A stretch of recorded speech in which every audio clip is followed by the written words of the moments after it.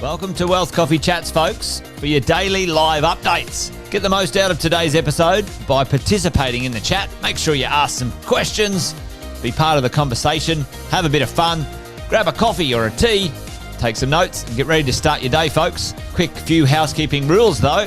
No spamming, no advertising or self-promotion in the chat. That's not on. Be kind and respectful to everyone when participating. And most of all, have a good time. Real estate investing can be your biggest asset. It also can be your most expensive asset when it comes to getting it right or getting it wrong, folks.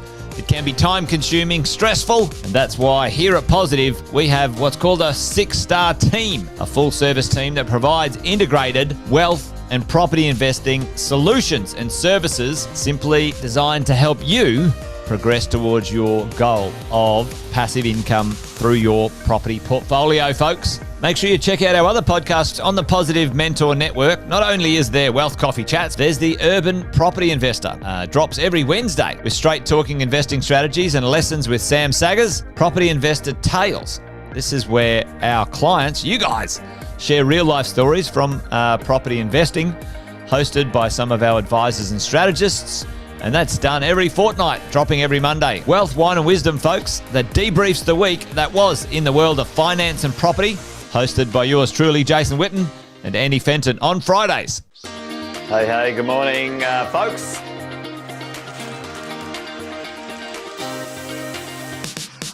Good morning, everybody. Welcome to another Wealth Coffee Chat. Hope you're well, folks, wherever you are. There it is, team. Morning.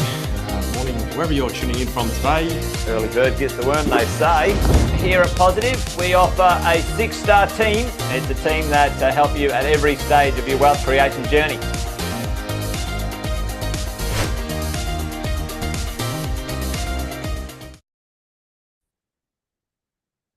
Good morning, this is Anthony Wolfenden. Welcome to Wealth Coffee Chats. I'm a tax financial advisor, and I wanted to do a quick update today on changes to what was going to be one of Australia's first wealth taxes. This was the tax on superannuation that the Treasury had proposed back in 2023, where if you had a balance over $3 million, the government would like to take 30% of unrealized capital gains retroactively and unindexed. That policy has been raised in 2023. Legislation was actually written, not very well written, and went to Parliament, where it was defeated in the Senate, the crossbench. And the Treasurer has tried a couple of times to bring that policy back and has insisted until recently on sticking to it and has received all sorts of flack. The three things that were really not very good about it was, first, it was a wealth tax. I want to come back to that.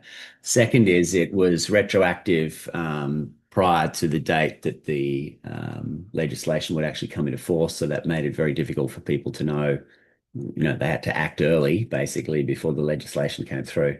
And unlike most other things in superannuation, it was not indexed to go up as all of the other sort of basic measures in super are.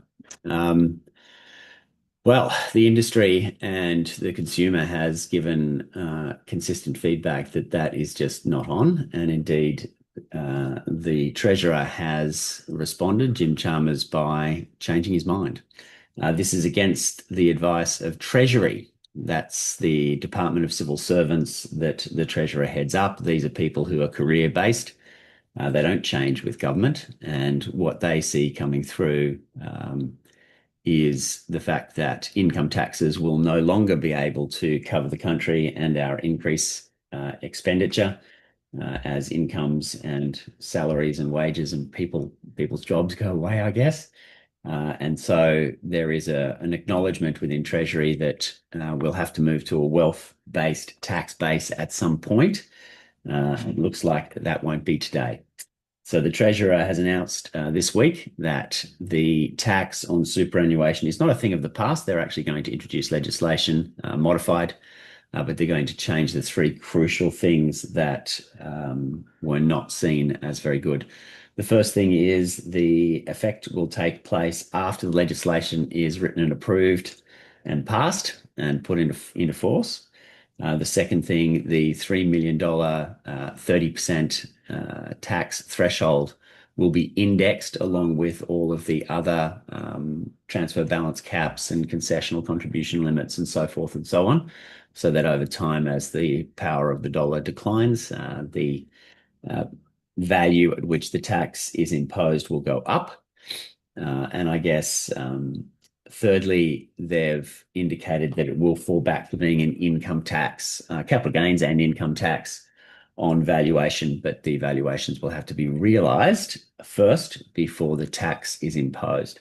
Now, that's going to have an impact on the, I guess, the level of income that the tax generates. In the first 10 years, I think it looks like it's going to drop from 2.5 billion was one of the numbers I saw to 2.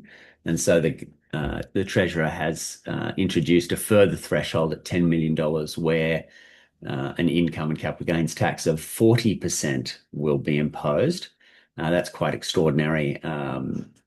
Top corporate rates are at 30%, individual rates top out at 47%.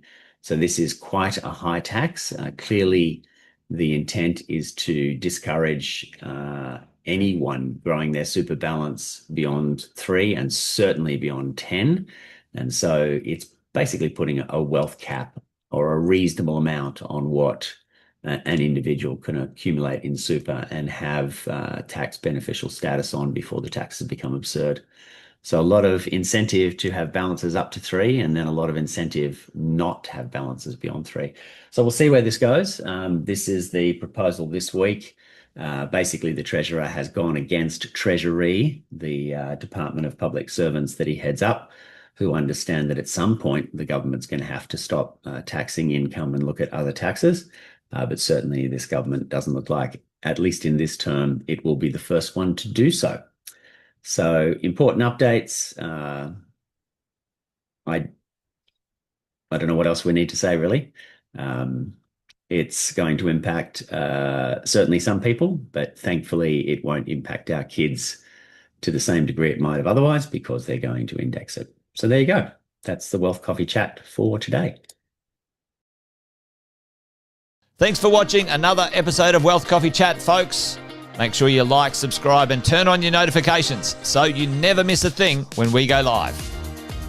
Improve your portfolio and investing game, folks, with Wealth Coffee Chats live every morning at 8:10 each weekday. Make sure you join us. Previous episodes are also available wherever you get your podcasts, folks, as well as our other podcasts from the 6-Star team here at positivementor.com.au.